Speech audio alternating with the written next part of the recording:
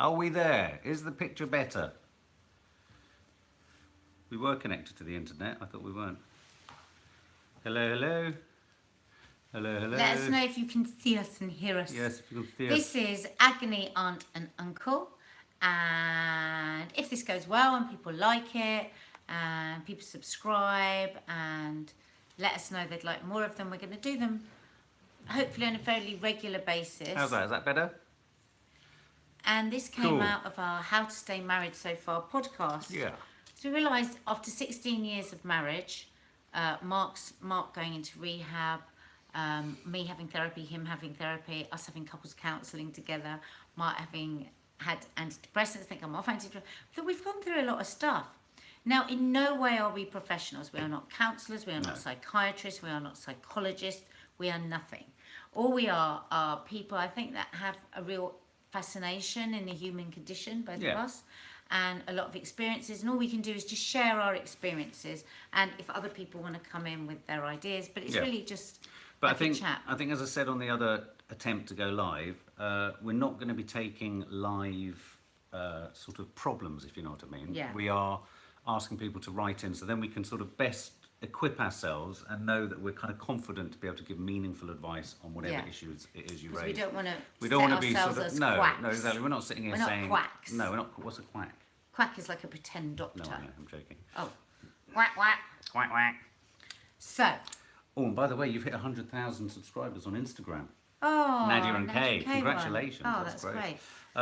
So we will just quickly, if you were with us before, I'm sorry, so I'll just quickly read out this question from somebody anonymous who's basically telling us that she keeps having these pointless rows with her boyfriend and he never really understands how he leaves her feeling, and she just can't forgive or forget, and so she struggles to move on and feels resentful about what she just argued about, and it makes her feel really small-minded. And she was just saying that she wonders how much, because we say that we often row, what advice we would give for letting go for us. Well, it's not really advice, but I suppose all we can do is talk about what we do. Yeah. Well, I mean, it's funny because you always sort of say that I harbour resentments, and yet I would say, I don't know if this is a common fact with most relationships, I would also say that you sort of build things up. You've had a sort of an emotional row in your head before I know we're having a row, and then suddenly it will erupt, and then, do you know what I mean? So a lot more comes into a row for you than me. Something might be the cause of a row, but actually you're looking so confused. I don't know whether what I'm saying is making it. Oh, right, you're just. We're not going to have a bloody row, are we? I thought we might. And so consequently, we're not necessarily rowing about the same thing. I think a lot of, well, I'm speaking for myself. I'm not saying all men, but I mean, I row about the thing that's happened at the time, whereas you often row about everything that's built to it. I think the thing is do you agree? I do. Yeah, but I'm just looking at theirs, because otherwise they've got our profile. I think that's true. You literally want to have an argument. No, I don't. I'm just making sure I'm making sense. But I'm being thoughtful and listening. I know, but you look so confused. Go on. So what will happen is Mark will be really irritated like this for a certain amount of time, and I suppress it. I was actually going to sit and agree with everything you said. And then what happens is there tends to be a big blow up. But one of our counsellors actually said to us that we were in a cycle, and that this cycle was something that we couldn't really avoid, that quite often it could be different things. It could be me building things up and then I have to blow, and that's the only way I can do it, and then it's cycling, da-da. But also it could be Mark wanting attention, and that plays into a question that's coming up later actually with the jealousy thing. So it would get, and I think probably that comes a bit from your childhood as well, not getting the attention that you wanted often. So like even me screaming and shouting at him would be some sort of attention. Then he would, you would be screaming and shouting, I'd be screaming and shouting, and then it would get to this point where it would almost be like the pus has burst, and then there'd be like a few days of this just like trying to get over it and trying to just like move on, and you have to move on because you've got the kids, and you have to move on because you've bought a house together, and you haven't really dealt with it, and you just feel so I think we probably both get exactly how she's feeling, don't we? Because we both felt that way. And I mean, the advice is that I give myself and each of us is communication. We try really hard these days not to get to the point where we're having a big row. It's really difficult if you've got somebody that won't sit down with you, but Why not But just try saying? And it was a technique that was given to us by a marriage guidance counsellor, where you get a timer and you time for 3 minutes. Do you remember? Because what was happening is we were talking all day long. We were kind of having mini rows all day, and we were like, "Oh my God, I literally can't take it." And Mark would be, because it was very much in his jealousy time, I do think asking lots of questions. I do feel what they're driving at is whether you can sort of move from those smaller, low-level rows rather than big, meaningful kind of relationship-busting rows. You know, it's that thing that Izzy talked about as well. You know, where you can have a bit of a bicker with your boyfriend, but then you take it to heart and then you overthink it. I think there is a danger that you do need to somehow work out, is this relationship busting, or can I afford to not win this row? I think there are some occasions where you can just step back and actually say to yourself, do you know what, I don't need to have the final word here. I do think you can, habitually as a couple, get into, not win it, like literally win it, but having the final word is a major part of most relationships. But I would say that the answer is this technique that we were given by one of the marriage guidance counsellors. Whether it's bickering or whether it's big rows, it's all down to lack of communication. It's all about suppressing. Whether it's just silly things like, "Oh my God, he didn't do the dishwasher again," or "da da da," or "Oh my God, he's having an affair." Whatever it is, it's about you shut up, and then you either let it out in little bickering or in great big rows. So communication is the key. And this exercise we were given, where you hit an alarm for 3 minutes and the other person has to speak and the other one can't say a word, nothing. Nothing. And then what it's trying to do is to teach you to really listen again, because I think we all fall foul in relationships of like listening but not really hearing, don't we? We kind of we listen to like 2 of every 6 words because we kind of know what's there. Well, I think a lot of relationships fall into the mistake of assuming they already know what's being said, because actually, more often than not, it suits. So I'll assume Nadia's saying something negative about me because it suits my negative opinion of myself. So she's not necessarily saying it. Just then was an example. I thought you looked confused and bored by what I was saying, but actually you were thinking about it. So, you know, sometimes Mark will be talking to me and I'll be looking at him, listening. He goes, "What are you looking at?" Yeah. You? Yeah. Talking to me. Yeah. But because he gets paranoid. Yeah.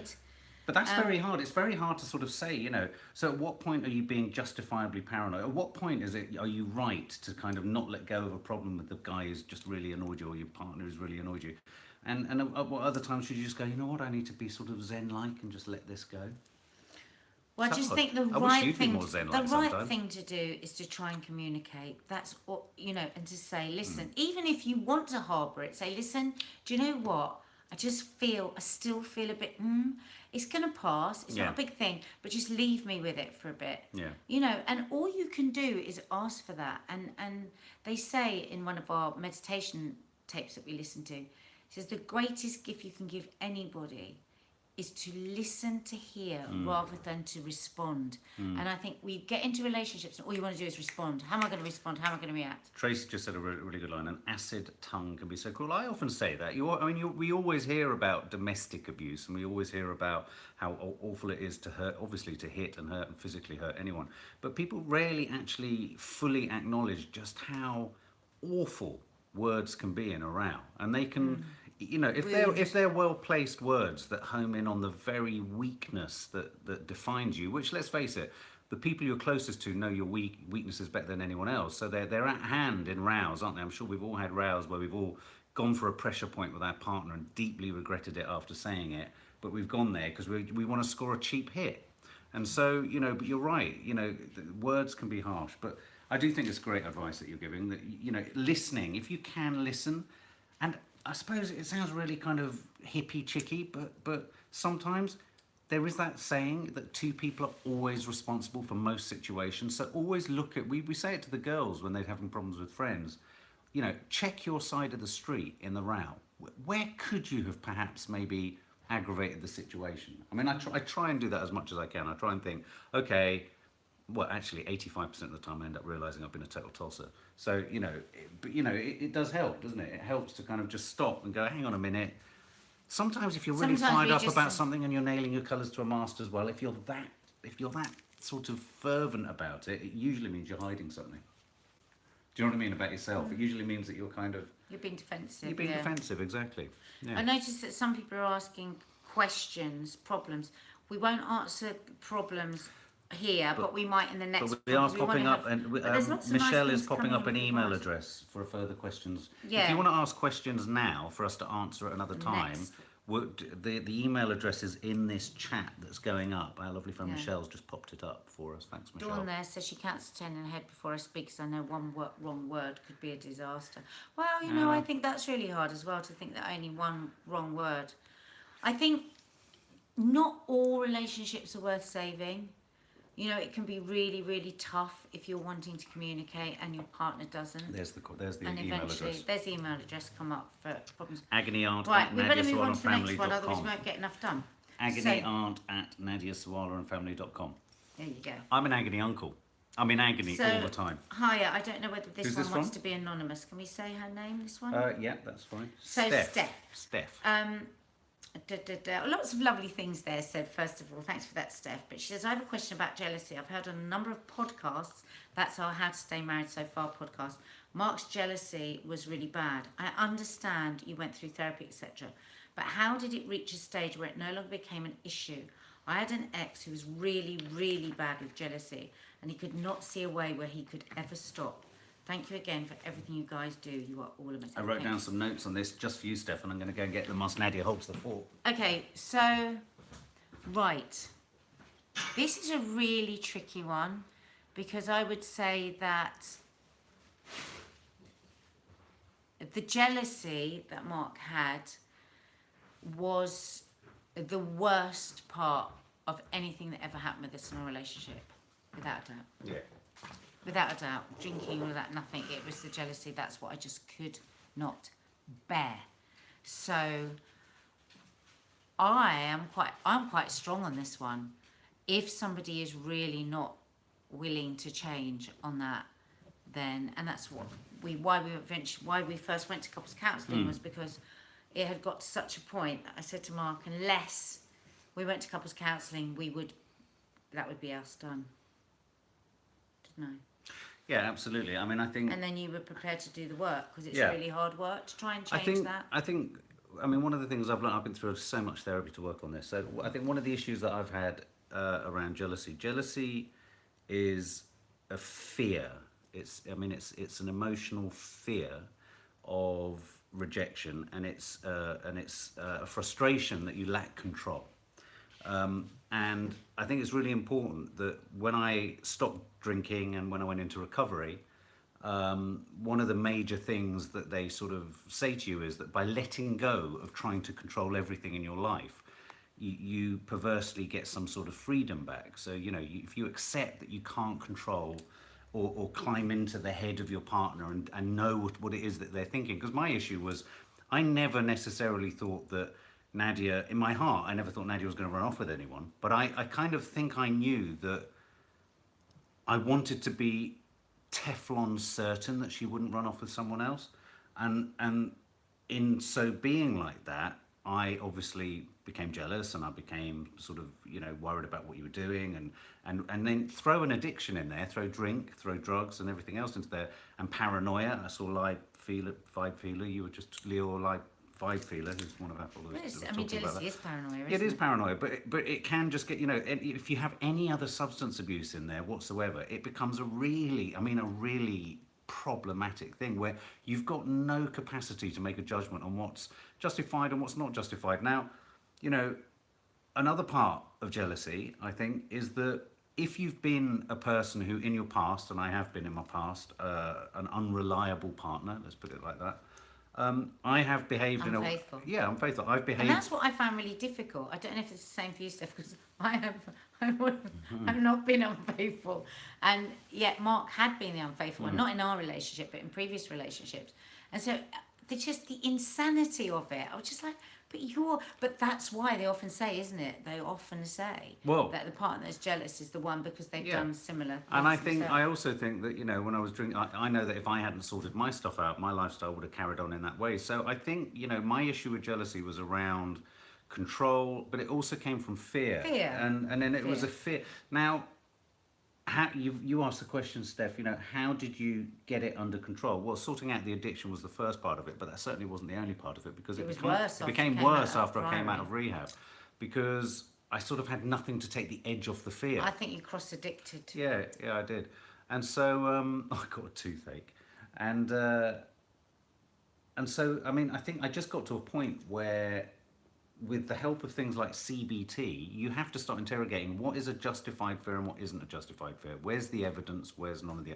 And really, I've only just started to kind of get to terms with it, where I can see there's absolutely stacks of evidence to show that my partner is a very loyal and loving partner. But that's interesting, that, because that's what you learnt in CBT, wasn't it? And so because you would literally write it out, wouldn't you? Yeah, so yeah, yeah. So explain that exercise, because it's quite a useful one, isn't it? Well, you kind of, the CBT thing is like setting up a court of law in your head, and what you do is you have a barrister sort of screaming for the prosecution, saying this is the reason to have this negative thought, and then you have someone else in the defence saying this is the reason not to have that thought, and then it's a way of encouraging you to write down a list of evidence to support the case that perhaps tonight Nadja's going to run off with someone from Love Island.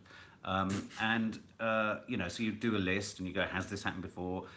Do you ever see her flirting with her? Is there ever an occasion? And you start to, and literally you would do this with your CBT therapist, and you're sitting there with a stack of evidence for the defence, for the prosecution, and absolutely nothing defending your desire to be jealous. Now, for me, that works as a sort of logical, practical, really useful device. And if I'm honest, not that I go through that sort of itinerary every time I feel a bit of fear or jealousy or worry coming in. I do quite a rapid kind of quick fire. Don't be ridiculous. Everything's fine. You've got nothing to worry about. She'll even understand if you just flag it up and go, I'm feeling a bit, So But CBT what really I would say helped. is you need two things in place. For us, I'm not talking about anyone else. All we can do is talk about what we've done. So I don't want to get into this sort of quack situation. But for us, it needed two things to happen. It needed for Mark to have the willingness to change. Because if you haven't got the will, you can't do anything. And I had to have a boundary, which was really good for me, because I'm not very good. I wasn't very good with boundaries. So it was a really difficult lesson for me. So I had to have the willingness to have a boundary as well, because I'm naturally a rescuer. So like if somebody else has got an issue and I'm trying to sort out that issue, that's kind of my addiction in a way. Just let me finish this bit. So by me saying, I absolutely, this is the line, and if it is crossed, then we will definitely break up. If you ever... It was the same as alcoholism. Yeah. And I did the same with alcohol, then I did the same with that. And then he had the willingness to change that, because he knew it was insane. He knew it was ridiculous, and he knew he was going to lose everything over it. Yeah. So it was two people having to change both of what they were doing that was wrong. But then the other thing, of course, you do as a jealous thinking person is, if you suffer from paranoia and all that sort of stuff. Sorry, Ryan just said, but that one grain of doubt can be a bugger to shift. You're absolutely right. And It's that so one grain of painful. doubt is agonizing, because you're trying to turn your back. Now, you have to ask yourself, why have I got a vested interest in there even being a grain of doubt? Now, this whole thing becomes a completely different and more complicated set of affairs if I was with a partner who, say, for example, enjoyed making me feel jealous. And, this can happen. Relationships, you can be in relationships where jealousy People is a do real it on currency, purpose. Encouraging jealousy between each other and all that kind of stuff. But it can be, it's so destructive, Oh, that, isn't it? God, When you're younger, so you destructive. do it a lot, don't you? I used to do it a lot when I was a teenager, because you're feeling your power and like, oh wow, I can be a bit like this and I can make this. But then, if you don't grow up a bit and start to realise, actually, this is a really, because I had no idea the pain that I was causing. So I never did that. Once I'd been hurt myself, I never did that again, because until you understand. But on a purely... Just read that, Firefly. It's just my thoughts. I think if one knows, this is from Firefly, they are capable of stepping outside the marriage, then it stands to reason one would suspect one's partner. If I can do it, then surely she will. But if you want a really tangible tip, which I would recommend, if you're in a relationship and you're like, oh my God, I get really paranoid every time they go out and I'm not going out. Doubly difficult for me, because I wasn't even going. It'd be different. I think it would have been different if I knew I was going out and getting drunk with my friends, or going for a drink with my friends. I think what would have happened Well, is you would true. have got jealous and you Well, would have that's gone out and true. got drunk, That's and true. it would have got I'd have probably- flirtatious, and I'd have probably- and our marriage would have ended. Yeah, exactly. Well, there you go. So it's a good job I didn't do that. But here's a tip. So what worked for me was being candid with Nadia and saying, I feel a bit nervous about you going out tonight. Not because you're going to do anything, but just because for me, overwhelming me. because someone just asked, is it all about Tracy Warner? Do you find your childhood affection? I was left on my own a lot as a child. I mean a lot. and that sort of sitting on your own and not being on your own doesn't leave you. You know, you have a fear. I used to have a fear of nighttime and where were people and all this kind of stuff. And so what I would say to Nadia was, look, Abandonment. I'm getting that kind of nervous, edgy thing. I know you're going to this big glitzy thing. It's going to be really, fantastic. Loads of people all drinking, much cooler than me, and that's how I'd see it. They're all drinking. That's really cool. I'm really boring. Oh my god, I could, yeah. You're Boring a no. You're the a boring ones are the drunk ones. No, but do you know what I mean? So, but what I would say as a tip is, a bit like this. They'll say, "Oh, okay. Well, look, I'll tell you what. Let's not contact each other, but I'll drop you a text when I know I'm heading home." And then what you find is that if that happens a couple of times, you don't even then need the text. Now I go to bed and it's kind of, so by gradations, you get stronger and you get more trusting. But I think it does take a little bit of stepping towards you. Yeah, where I went wrong was I should have drawn the line in the sand much earlier. Yeah. For his health and for my health, I should have drawn the line. I accepted too much. Yeah. And then that got out of hand and then it became a pattern. Right. But what I would say is, there were times when I thought there was going to be no way, no hope, no pinholes of light. Yeah. But as long as you have two people willing to change, then you can. Yeah. It's if you've got one person that is either making the other person jealous, or the person that's jealous doesn't want to change, it's going to be really, really tough. Yeah. Really tough. Another thing about jealousy, it's a big topic that we will do a podcast on it, is that there's a real stigma attached to being a jealous person, and I think far more people are jealous than admit it. Yeah. And I think it informs. It's like I'm a great believer that virtually everyone is really shy, and how they cope with shyness is the kind of person they are. They might be overbearing, but that's them compensating for it. They might be, really sort of quiet and annoying, but that's how they. Do you know what I mean? So I think we are all on a scale of shyness. I also think we all relatively are on a scale of dealing with jealousy. But I think societally, I've had great shame around saying I'm jealous. I feel quite liberated just talking about it now, just to say, okay, I struggled with jealousy. It's kind of, it's seen as controlling, weakness, and it's also seen as controlling. It's seen as small-minded. I don't know. It's yeah. But aren't all those things controlling, jealousy? Aren't all those things out of fear? Aren't they? Mm. Not that all of those behaviours should be accepted. No way. Like I will keep on repeating. If you've got some lousy piece of who's not willing to change and not willing to listen and not willing to look for another way and not willing to communicate, then that's, Look, that's Kelsey, my shyness is often mistaken for arrogance. Yeah, I mean, Yeah. it's true. It's true. I was often when I'm at my loudest, I'm my shyest. Yeah, I'm yeah. at my shyest. Yeah. Well, Right, next question. Jealousy. We'll do a podcast on that. Let's do a jealousy podcast. Yeah. Oh, we've got time for one more, I think. Yeah. So, Anonymous. So, No. Which one now? You've gone past everything. Well, no, because I just thought that was a bit of a long one. This one. Yeah. This one here? This is anonymous, isn't it? I'm not sure if this is something you can offer advice on, but I have quite a serious gambling addiction. Oh my God, that is so tough. Yeah. That affects my life quite badly. I'm only 25, yet have had 2 failed suicide attempts because of this. Oh God. I've previously been arrested after stealing over £3,000 from my job to fund my habit, and nothing I do seems to be able to stop me. I developed bulimia to help me cope with the stress and would not hesitate in attempting to take my life again. I wouldn't know where to start. I'm very nervous talking about this, and I would like to remain anonymous if you choose to speak about it. However, I know Mark has dealt with addiction issues, and whilst they may not be exactly the same, I'm hoping the fact that he's come through them in some way will help me. Can I just say, first of all... Well done for reaching out. Well done for reaching out. Second of all, please ring the Samaritans. They are fantastic, and there are all sorts of organisations that can help with people that are suicidal. But the Samaritans is always a really good first place. So, Mark, let's just keep it to the gambling. Did you have anyone gambling in the Priory group? Well, one of my favourite therapists who worked at the Priory was a member of Gambling Anonymous or Gamblers Anonymous, and I don't think it's almost a little bit like food issues, which obviously we all have an understanding of, but we don't. You hear of the alcoholic and you hear of the drug addict, and you go, oh right, I understand. You need to, it's very hard gambling, because gambling isn't just about putting money on the casino or putting money on the races. It's also about spending money, and it's also it conflict. Something you have an engagement with money all the time, a little bit like you have an engagement with food all the time. And so it just went up. My first advice would be go to a Gamblers Anonymous meeting. There, you go to the website like AA. You can find meetings. There'll be meetings near to where you live. I mean, there probably aren't as many as AA, but you'll definitely be able to find one somewhere. And Mark, maybe tell him a bit because maybe he's fearful of going in. How Yeah. would you approach it Well, if you're really scared? If and you're you don't scared want of going into any 12-step meeting for any addiction, the first thing I would say is, you're going to think that there's a bunch of happy, clappy individuals in there, some kind of culty, clubby type thing.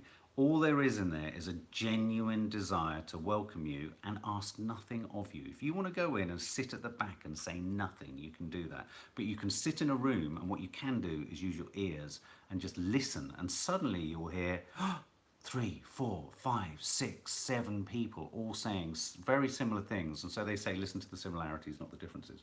So that, the Samaritans, if you're feeling in any way near suicidal, Gamblers Anonymous as a means to live, try and find one local to you, go to it, make it a regular part of your life. Someone else also suggested, and I remember my counsellor saying that he had to do this.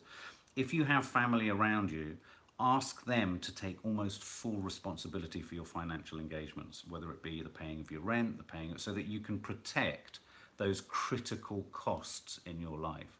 But hand that over to, and obviously this is the big if you've got someone who's responsible, someone you can trust, and someone who gets that you're struggling. Because, the problem with most of these things is we don't share it with anyone because we feel shame, and there's no shame to be felt. If there's one message I'd like to just run around the streets telling people about, it's that when you go into places like AA or Cocaine Anonymous or Codependency Anonymous or Gamblers Anonymous, every single time I go into a meeting, when I'm in there, I can think of everyone I know who doesn't go to AA, and I think they all need to go to AA. They'd all get something from it. Everyone needs something from what these 12-step programs do. And you don't even have to go in and become part of the whole rigmarole. You can just get in there and just share. You don't have to speak either. You don't have to speak. You're not made to. So if you just want to sit in there and just listen, because that's why I always tell people when they ask me about you and your experience. So you don't, because everyone's got this idea they've got to stand up. They've got to say my name is such and such, and I'm an alcoholic, or I'm a gambler. You don't have to do that, but. It sounds that it sounds like you're really lonely, and maybe this is a place to make connections with people and have some sense of a community. So, but please ring the Samaritans. Sharing is caring, and it's a little bit like they say that the whole thing around alcohol is it's the first drink. One can obsess when one can't drink about just having one drink. Oh, I'd like just one drink. But one drink never stayed one drink. And so what I think I would say to you is if you're sitting, and of course the prevalence of being able to gamble on computers and handsets and everything, is just don't make the first bet. Don't make the first, flutter. Just don't do it, because it will always end not the way you want it to end. And read some of the comments here. There's so many lovely lovely comments, and there are a lot of other gambling. gambling, Thank a you. lot of gambling websites. Carly's saying, gambling awareness websites, and the government are actually trying to bring in a new. Well, they are bringing in a new law where these betting slot machines could, it's a minimum amount, because they're recognising it's a prevalent problem. But I'd never thought of that until you just said it, because. I think that the really tough addictions are the ones that you can't abstain from. No. Like if Mark had to drink alcohol every day, like you have to touch money every day, he wouldn't be able to control it. So he abstains completely from alcohol. And That's the way almost he can say- easier. And the same with food. It's very difficult because you have to eat. So how do you stop eating if you're a compulsive eater? And I'd never thought of it like that. Of course, it's the same with a gambler. Yeah. If you've got 50 quid in your hand to go Well, buy the shopping, absolutely. You just and think, then there's the bookies. you can see how. But the other thing I would also say is, because this person has also said that it's spilt into bulimia. What that suggests to me, no expert and no counsellor, but what it would suggest if we were in group at rehab is that clearly, if you remove your indulgence of one addiction, gambling, it's kicking into another form of addictive behaviour, which is what bulimia and most eating disorders are.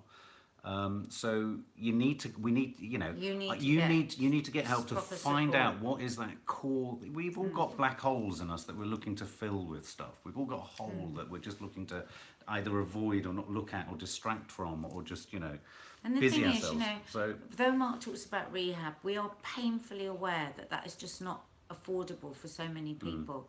But these anonymous groups are there with extraordinary power. I mean, you've seen some miracles happen in those rooms, haven't you? Where even if you haven't got a pound Yeah. to put in the coffee pot, you don't need to have a pound. So they're free. And the other they're all over the world. And the other great thing you can do is if you're not a shy person, because a lot of people who go into these rooms are shy.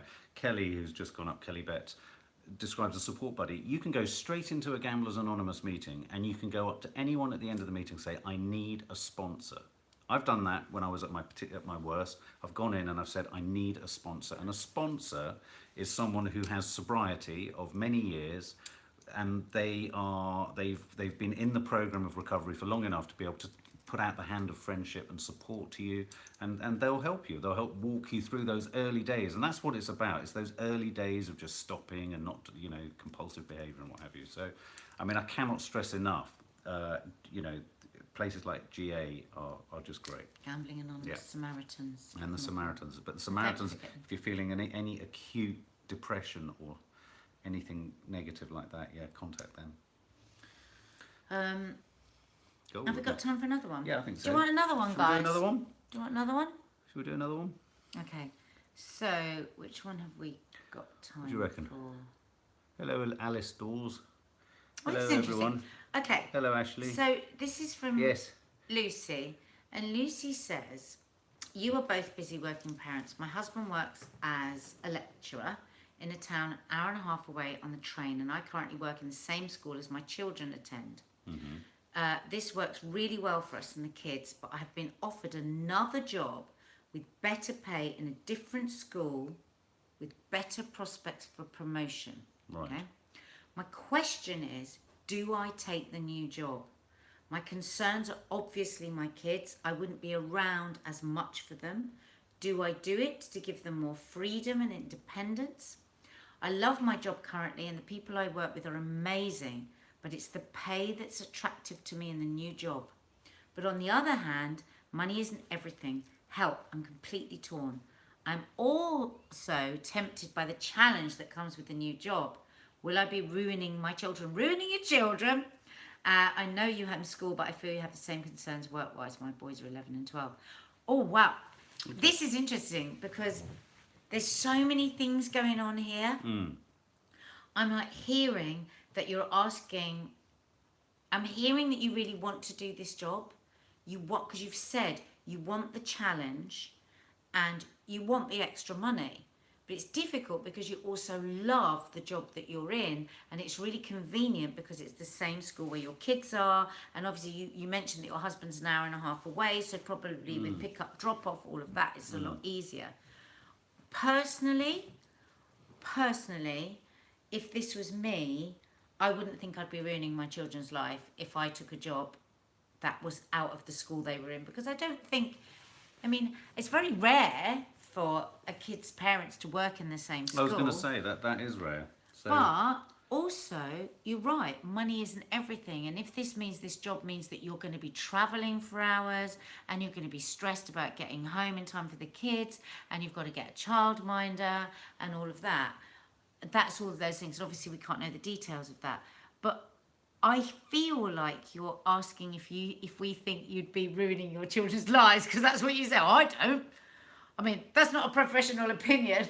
No. That's just woman to woman. I don't think I'll be ruining their life. I mean, I think the balance is, there is that phrase, isn't there? I work to live, or do I live to work? And But so, you see, she says she wants the extra challenge. It's Yeah. not just the money. Yeah. She wants the extra challenge, and Yeah. we feed off the challenge. My dad says, unless you are fucking terrified occasionally in your job, what is the point of it? And maybe you're wanting a bit of fear and a bit of like, I just want to I want to be in a new place, and I want to be a bit scared as to whether I can pull it off. and the other thing I would say about children is that if they see you being brave, you're teaching them a great lesson too. So, you know, there's a balance, isn't there, between what you can do for your kids, but also, unless you're sustained and unless you're fulfilled, you know, you might be physically present for your children, but you'll be forever wondering what that other thing was. So I think it's a such decision. a rare thing for a Yeah. person to be in the school with their Yeah. children. I mean, it's Yeah. weird for us because we're Yeah. home educators, Yeah. so we're with our children all the time. But most children just go to school and don't see their parents at the end of the day, which is kind of just what your kids will be doing. Huh? Fear is a good thing Fear. in small doses. I think that's all we've got time for today, haven't we? What are we at? 35 minutes. 35. Oh, sorry, I thought we'd been on for an hour. So, there was one here. Right, Johnny. I feel... oh, no, Curtis, should we do that? Because we've done something on alcohol, haven't we? Yeah. Should we do this one? Curtis, I struggle massively with my emotions. When I'm dealing with practical stuff, whether it be at work or private life, I always talk too much, say too much, and bear all when really there is no need. Wow, that sounds familiar. How do I be less emotive and more practical? Help me, Curtis. That's us when anyone comes through the door. We're really, really bad. Boundaries. But this is our struggle, Yeah. right? Because we struggle with this every day, all the time, don't Yeah, we? all the time. And when either of us go out, we always say to the other one, don't we? Yeah, don't Overdo it. Yeah. You don't have to You don't have to try. start at a million miles an Yeah, hour. because what we do is we tend to go da, da, da, da, da, and then we're exhausted, and then we don't want to go out for weeks because we think, oh, we can't be that Can't amazing. maintain. Or even worse than that, you begin to think that unless I'm like that, people will But find me like boring. me, Yeah, exactly. it's really And through bad. my life, I've lost so many friends because, and actually, this was a case for me and Kay for a while, where I just pull back and don't return people's calls and don't go out because I don't feel I can live up to this ridiculous level that I've given that people probably didn't want anyway. And I am now convinced I've let myself off the hook because I went through a few years where I hated myself, where I just thought, oh my God, you're so revolting, you're so fake, you're so loud, you're so which I can be all those things. But actually, and don't laugh now when I say this, it does come from a place of shyness and anxiety, actually. So I overdo it and I overcompensate. So now, and I'm 53, so I don't know how old you are, and I struggle with this on a daily basis. I try and do this. I feel myself coming up. I feel the anxiety coming up. I feel that, and I just go, oh, I'm a bit overexcited. Just calm down a bit. You're a bit overexcited. Like I remember once being at this quite posh do and just being so over the top. I was so, in fact, almost crude, and I cringed for days and days afterwards, and I punished myself. And it wasn't until about a year later, or 2 years later actually, after a therapy session, when I thought, do you know what? You have battered yourself about that for all this time, but actually you were so nervous, you felt so out of place. You don't have to overgive, just calm down. I mean, if you think about it, I've actually got the job. I've got the perfect, I'm a TV presenter so that I can go, la. Yeah. But it is about just breathing, pausing, and saying, Find it I don't need to impossible. do this. But I'm like, It's all right to be shy. I used to be one of those people who, if you go out for a drink, I couldn't bear hanging around waiting for anyone. I'd always like, right, what does everyone want? I'm up at the bar, everyone a drink. I wonder if Curtis drinks. Buying popularity, I call it. And but I'm the same socially. It's like if we invite family or friends over and they're a bit sort of low key or whatever, I will come at it full tilt in my God. Jim And I know Carrey exactly outfit. what he's doing. And it's He just actually like, puts costumes on I mean, sometimes. I literally have stupid hats on, heads on. He throws himself on I the do floor. my back in. He I'll walks break into dance. lampposts. I mean, I will do hurls himself down the stairs. anything because I can't bear an awkward silence. Oh my God. But what we are trying to do, and this is why it's a great question, because we are never standing from the point of view that we do all this fantastic. Every question here we are still struggling with. You just, it's as simple as saying, I just don't have to do this, and as difficult as saying, I just don't have to do this. I love Gemma Just calm CC's down. comment. Everyone is more concerned with themselves. Always helpful to remember. That is a really Very good true. Oh, what's that line that you said? My granddad always used to say to me, he said, look, son, stop worrying about whatever I was trying to achieve at the time, he'd say. And I didn't have a dad, so this was my only dad. But he'd say, look, son, you're always worse than someone, and you're always better than someone else. And it really made me think, there's always, you're always in the middle, somewhere between What are you competing with? Yeah, Your what are you own competing self? with? And it was just quite a neat thought for me that I often used whenever you felt like you weren't quite being able to be perfect at this, that, or the other. Being perfect socially, What is that? Yeah, Strive for excellence, not but also perfection. there's a real arrogance at the heart of it, and sometimes there's a lot of ego because I have closed off friendships or neglected keeping friendships. Not just solely. I mean, I've had friendships that have other friends who've neglected the friendship with me, especially since I stopped drinking. But I've neglected friendships because I've assumed that unless I'm like that, they wouldn't be interested. And But actually, again, you can that's be doing. quite annoying when you're like Well, that. not only can you be annoying So like can that, I. but at the same time, it's like, well, who am I to know what they think? Exactly. It's doing the same thing with you. Exactly. And those who've followed us for a while on social media will probably go, oh God, Nadia, not your quote again. But it is a great one. Mark's literally going to crumple as I say this. You say it for me. What? What's my saying that I say all the time? I don't know. You're saying Oh, for many. goodness sake. My one. Which one? The one that I thought Gandhi had said, and then we discovered it was Dr. Seuss. Oh, And it those is. who mind don't No, matter. no, you're not going to get it right. Those that mind Don't matter. I and just said those that. that matter don't mind. I've don't got it mind. right for the first time. You told me I've got it wrong. But actually think about that, Curtis, and you can say that as you're going in somewhere.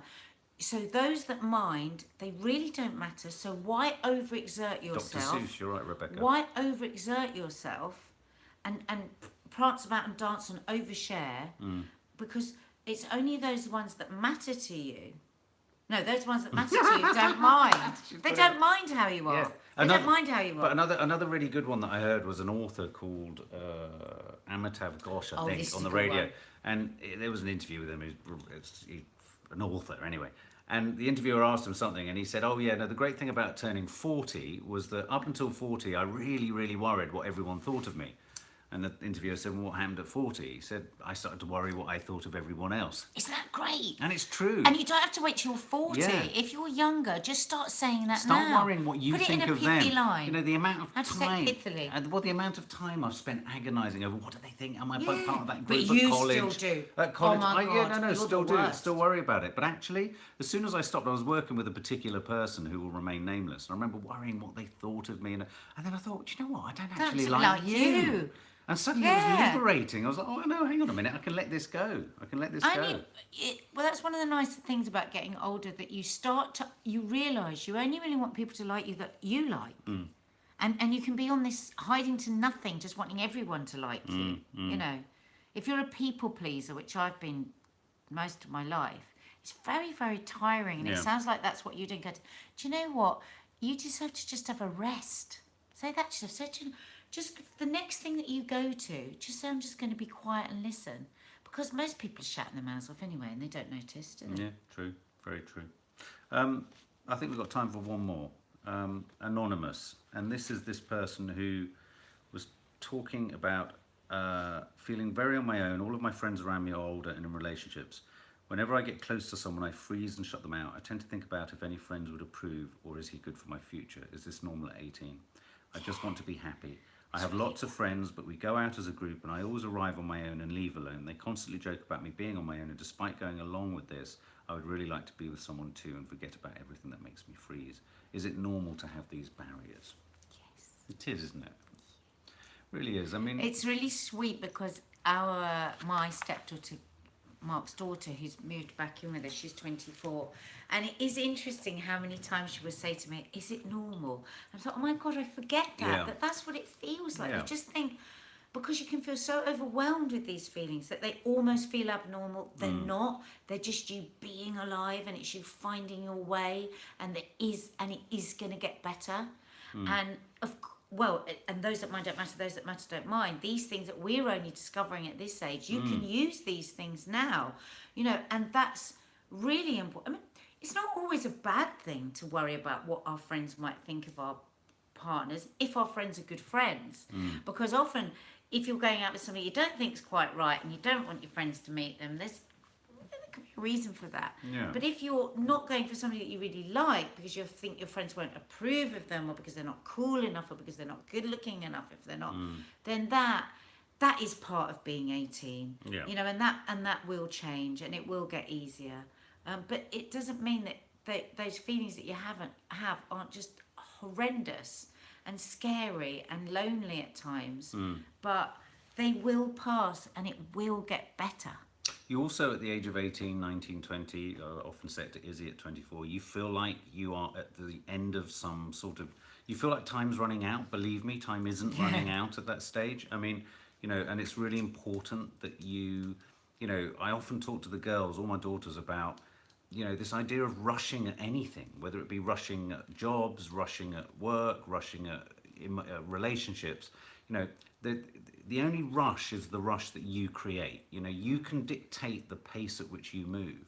And so it might be that you feel like you want something, but it hasn't come now. But believe me, I think we've all heard the phrase that if you go chasing it a bit too much and look like you want it too much, it rarely comes to you. Whereas if you just let go, again, it's another phrase that they use in Alcoholics Anonymous, let go and things will come to you. It's like as soon as you relinquish control, suddenly everything falls in your lap. So, I think it's important. Sometimes I think a lot of young adults, I think a lot of anxiety in young adults, I see in my children as well, comes from the idea that they feel they should have all the answers to these things at such a stupidly young age. And as we all know, and some of our followers clearly know, none of us have got the answers. No, I mean, really, there's not much point to life once you've got all the answers. No, How is it? no. It's the discovery that is the fun bit. I'm sorry, I've just seen Annette Green. I'm a people pleaser, and sometimes I make myself cringe. You and me too, Annette. Well, I love this one. Look. Sometimes I leave places and I go, oh God, and I get in the car. Oh. There's another great phrase here. James Flanagan. My granny always said, "Stress is only caused by giving a fuck." Your love granny her. used to say that. Yeah, I love that. That's very funny. So yeah, I think 18, you can feel like it's the end of the world if you leave a pub without a partner, but believe me, it's not. It'd be probably not as good if you left with a partner that you really didn't want to be with. Yeah. So, oh look, there's John Bonham. So true. You can overwork for something so hard that other things fall by the wayside. Sorry. There can be terrible loneliness Yes. being with the wrong person. So you can rush into just being with somebody so that you've got a partner, and actually end up feeling more lonely. Yeah, that's how I feel right now. If you're with somebody that doesn't understand you or want to understand you or connect with you or doesn't really listen to you, or that's a very lonely place to be. So you might as well be on your own and have the remote to yourself and the bed to yourself and the biscuits to yourself. Should we at this juncture trot out the Serenity Prayer? Yes. It's a very useful Serenity Prayer. And Now, the Serenity Prayer, can when you we get it say right? this, I would just like to say we are not religious people. No. Right? So this is something they say at the end of all AA. But there's a lot of wisdom in it, and there's a lot of logic wisdom in it. So when you hear us say the word God, well, no, we're not going all to say we God. mean is, No, we're going God to say grant me. No, I know that's what they say, but it puts me off. What should we say then? Just grant me the serenity. Oh, okay, we're not going to say No, God. in fact, Why didn't it say all that No, then? but I had a sponsor once who used to say, if it helps you, Mark, call him Phil. Okay. Well, no, I don't want to say Phil. Phil. No. Grant me the serenity. Okay. To we do it accept. together. Hang on, we can Right. say it together. Go on then. Right. Because then, if you join us regularly, you could say it with us. Okay. 1, 2, 3. Phil. Right. And we can't say the name. I don't want to say Phil. Say Grant. 2, 3, go. Grant me the serenity to accept the things I cannot change, the courage to change the things I can, and the wisdom to know the difference. And the most important line for me in that is the wisdom to know the difference. Oh, there's Lou. Max says it.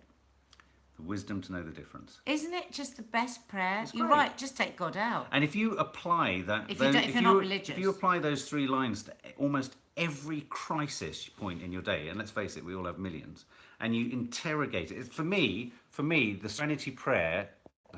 For me, the Serenity Prayer is like an X-ray. It X-rays what's happening in front of you and what's happening inside of you, and you can put whatever's going on into one of those 3 categories. You either do something about it, you either don't do something about it, or you spend time working out which camp it sits in. I think it's brilliant. Really helpful. Nice one there. John, people now live so much for social media that there's a loss of sincerity to everything.